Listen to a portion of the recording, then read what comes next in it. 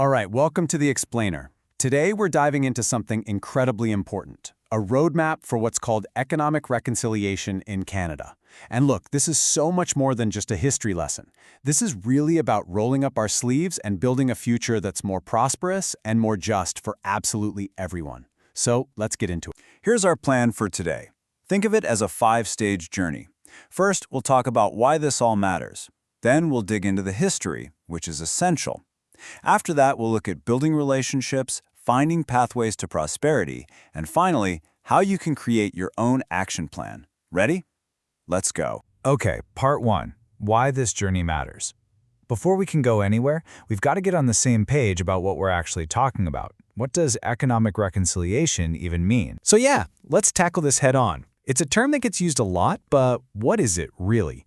Well, to get to the economic part, you first have to understand the heart of it all, the idea of reconciliation itself. You know, the key word on this slide is maintaining. Reconciliation isn't a destination you arrive at, or some box you can just check off and say, done. It's a living, breathing, ongoing process. It's about committing to working together, not just for a day or a project, but for the long haul. And who's responsible for this? Well, the answer is everyone. It takes all of us. We're talking small local businesses and huge multinational corporations. We're talking newcomers who are helping to build the future of Canada. Of course, Indigenous communities are at the very heart of this. And really, it's a journey for all Canadians. We all have a part to play. Okay, on to our second section, the historical foundation. You know, you can't build a strong future on a shaky foundation. To really understand where we're going, we absolutely have to be clear-eyed about the history and the laws that got us here. This timeline here, it gives us a quick but really powerful glimpse. Before Europeans arrived, this land was home to incredibly complex societies, each with their own unique governments, laws, and deep, deep connections to the land. Then, colonization brought centuries of displacement and policies designed to assimilate, policies that have had devastating multi-generational impacts. It's really only in the last few decades that we've seen this real push towards acknowledging all that harm and finally legally recognizing Indigenous rights. And this right here, this is a huge source of friction, both in the past and today. Think of it like two different operating systems. Indigenous law is often built around relationships, community, and a sacred duty to care for the land. Western law, on the other hand, tends to focus more on individual rights and the ownership of property. When those two systems clash without any understanding, you're bound to get conflict. And that's why this quote is so on point. For any business operating in Canada, understanding things like UN DRIP and the treaties isn't just about checking a legal box. It's about ethics. It's about building your entire business on a foundation of genuine trust. Okay, Section 3, building respectful relationships. We've got the historical context, now let's get practical. Let's talk about culture, communication, and how we actually forge those authentic connections in the real world. You know, cultural understanding is so much more than just memorizing a few facts. It's about truly appreciating the richness and diversity of Indigenous cultures. It's understanding that storytelling isn't just entertainment. It's how laws, history, and knowledge have been passed down for generations. It's recognizing the incredible wisdom in traditional land practices. It's about respect, genuine curiosity, and a willingness to learn. So, what does a meaningful relationship actually look like? It's not some vague concept. It follows a clear path. It has to start with mutual respect. That respect then allows for real collaboration, where Indigenous partners have a seat at the table from the very beginning. That requires being totally transparent.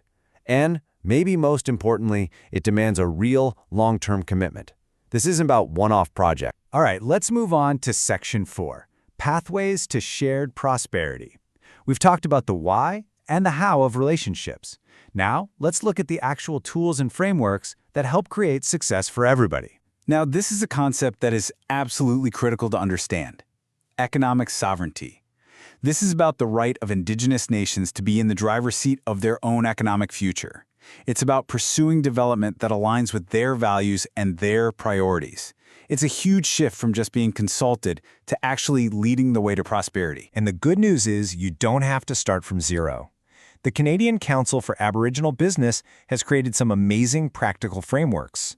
You've got PAR, which is all about partnership and respect, Pair, which is about making sure processes are inclusive, and then there's supply chain, which is a fantastic program focused on getting Indigenous-owned businesses into major corporate supply chains.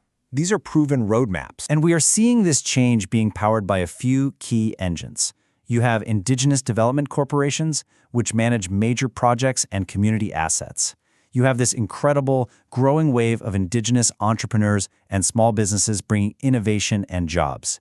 And you have something called impact investing, which is all about putting capital into projects that deliver both a financial return and a real social benefit to communities. And that brings us to our final section, creating your action plan. This is where we make it personal. We're moving from learning about the journey to actually taking your first steps on the path. A really powerful tool for any organization, big or small, is what's called a Reconciliation Action Plan, or RAP. It's basically a formal strategy to turn good intentions into real, concrete actions. And the process is pretty straightforward. You start by engaging with communities. Then, you take a hard look at what you're already doing. You set clear, measurable goals, like for hiring or procurement. You put real resources behind it. And crucially, you treat it like a living document. You measure your progress, you adapt, and you report on it. Now, the best part is that you are not on this journey by yourself. There are so many amazing resources out there to help you. There are digital toolkits like the Economic Reconciliation Copilot. There's cultural awareness training from incredible Indigenous-led organizations like Bear Standing Tall, and groups like the CCAB are there to guide you every step of the way. So there we have it. We've walked through the why, the history, the how, and the tools. The roadmap for this journey is clear. The support is there. So now the only real question left is the one right here on the screen. What's your first step going to be? Thanks for joining us on The Explainer.